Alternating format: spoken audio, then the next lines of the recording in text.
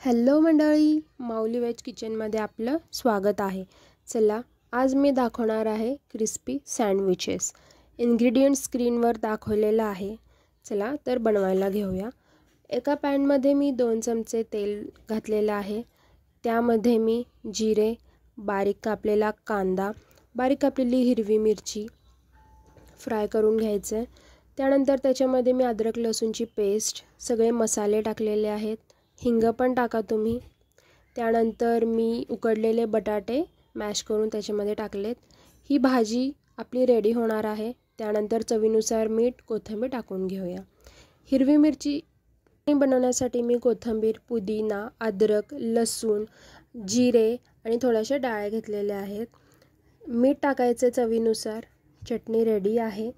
त्यानंतर आता भाजी पण रेडी आहे आपली। ब्रेडला मस्त असं बटर लावून घ्यायचं आहे।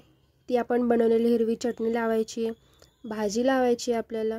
दुसऱ्या साईडला आपल्याला सॉस लावून घ्यायचा आहे।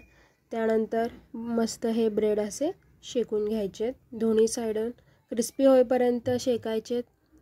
बघा, तर क्रिस्पी सँडविच आपले रेडी आहेत। व्हिडिओ कसा वाटला लाईक, शेअर आणि सबस्क्राइब करा। थँक्यू।